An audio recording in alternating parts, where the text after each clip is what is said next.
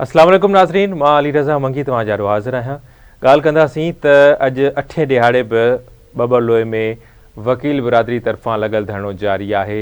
धरणे में मुख़्तलिफ़ इलाइक़नि खां काफ़िलनि जी सूरत में धरती धरणी पहुची रहिया आहिनि। जेकॾहिं ॻाल्हि कयूं सॼी सिंध में धरणनि जो सिलसिलो जीअं जो तीअं जारी आहे। वज़ीर आज़म शहबाज़ शरीफ़ साहब जेको ऐलान कयो उहो ऐलान अधूरो हुयो, छाकाणि त CCI जो इजलास कोठायो वेंदो।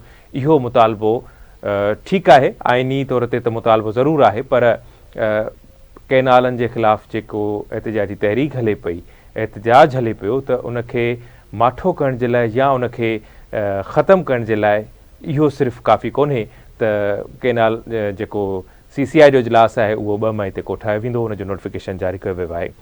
ख़ैर, सॼी सिंध में एहतिजाजनि जो सिलसिलो जारी आहे। मरकज़ी धरणो जेको बबरलोए में आहे उहो बि जारी आहे। कमू शहीद में बि धरणो जारी आहे ऐं उन सां गॾोगॾु मुख़्तलिफ़ शहरनि में सियासी समाजी कारकुननि, वकीलनि जे तरफ़ां, कॉमपर्स पार्टियुनि जे तरफ़ां, हर माण्हू जे तरफ़ां क़ौमी शाहराउनि ते, मेराण हाईवे ते, इंडस हाईवे ते एहतिजाजी धरणनि जो सिलसिलो जारी आहे।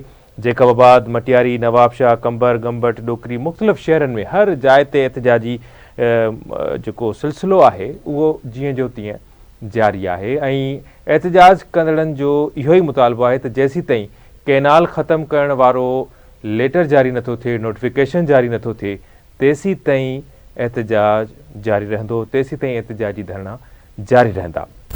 ॿिए पासे अॼु सिंध जे वॾे वज़ीर सैयद मुराद अली शाह साहब प्रेस कॉन्फ्रेंस कई। हुन चयो त नोटिफिकेशन कोन निकिरंदो, बाक़ी 2 मई ते जेको इजलास थियणो आहे उन में असां पंहिंजो मौक़िफ़ रखंदासीं।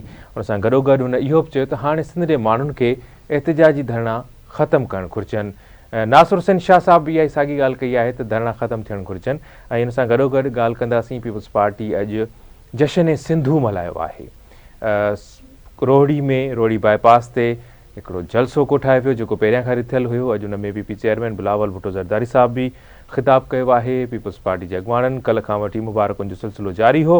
अॼु बि ॼण त ईअं लॻो आतिशबाज़ी बि थी पई, पर हिते हू पाण बि अॻुवाण बि इहो चई रहिया हुआ, जंहिंमें निसार अहमद खोड़े साहब चयो आहे त जेकॾहिं कैनालनि वारो मामिलो अटकियल रहियो त पोइ मीरपुर ख़ासि में जलसो कबो। ॿिए पासे 1 मई ते मतिलबु 2 मई ते CCI जो इजलास आहे। 1 मई ते बिलावल भुट्टो साहब इहो ऐलान कयो आहे त मीरपुर ख़ासि में जलसो कोठायो वेंदो। आमतौर ते जॾहिं बि बिलावल भुट्टो ज़रदारी तक़रीर कंदो आहे त पुरजोश नज़र ईंदो आहे, पर 4 अप्रैल खां वठी अॼु ताईं जॾहिं बि कैनालनि जी ॻाल्हि निकिरे थी त ॼण हुन वटि उहो एतमाद न आहे जेको मोदीअ जे ख़िलाफ़ु ॻाल्हाइण वक़्तु हुयो, जेको ॿियनि मामलनि ते ॻाल्हाइण वक़्तु हूंदो आहे।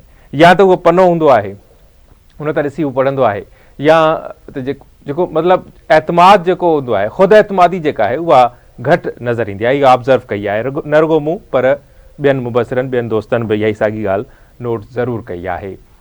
बिलावल भुट्टो साहब अॼु नोटिफिकेशन जेकॾहिं ॾेखारे हा कैनाल ख़तमु करण वारो, त मुंहिंजो ख़्यालु आहे त सियासी हवाले सां पीपल्स पार्टी खे तमामु घणो फ़ाइदो मिले हा।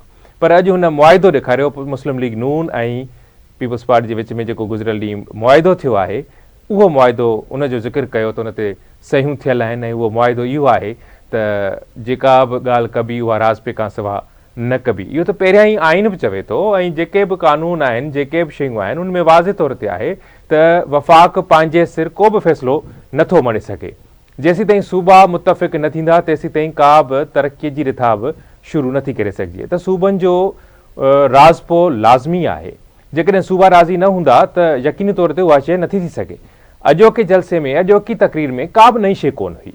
हाणे ॻाल्हि इहा आहे त सिंध जो अवाम जेको हिन वक़्तु रोडनि ते आहे, ॿारनि बचनि सुधो रोडनि ते आहे, उहो चाहे थो त कैनाल मनसूबो मुकमल तौर ते ख़तमु थी वञे, उनजो नोटिफिकेशन निकिरे। वफ़ाक़ी हुकूमत खे कहिड़ी परेशानी आहे, कहिड़ो मामिलो आहे जंहिंजे करे उन्हनि वरी CCI जो इजलास कोठायो आहे। हाणे उमेदु कयूं था त CCI जे इजलास में इहो मामिलो ख़तमु थी वेंदो। त छा CCI जे इजलास में हिन भेरे सिंध जे एतिराज़नि खे ॿुधो वेंदो? इहो बि हिकु सुवालु आहे। हुन सां गॾोगॾु पाण इहा ज़रूरु ॻाल्हि कंदासीं त पुरअमन एहतिजाज हली रहियो आहे ऐं हर इन एहतिजाज में हर माण्हू शरीक थिए पियो, हर माण्हू शामिलु आहे। हीउ एहतिजाज तेसीं ताईं जारी रहंदो, यकीनी तौर ते जेके बि धुरियूं अमली तौर ते मैदान में लथल आहिनि उहे उन्हनि जो इहो ई मौक़िफ़ आहे त जेसीं ताईं नोटिफिकेशन नथो निकिरे तेसीं ताईं धरना बि जारी रहंदा, एहतिजाज बि जारी रहंदो। ऐं हीउ जेको उमेदु आहे त वफ़ाक़ी हुकूमत ज़रूरु होश खां कमु वठंदी ऐं ज़रूरु संभालींदी त इहो जेको फ़ैसिलो आहे उहो वापसि वरितो वञे। नाज़रीन, तव्हांजे फीडबैक जो इंतज़ारु रहंदो। अली रज़ा मंगी खे ॾींदा इजाज़त। अला निगहबान।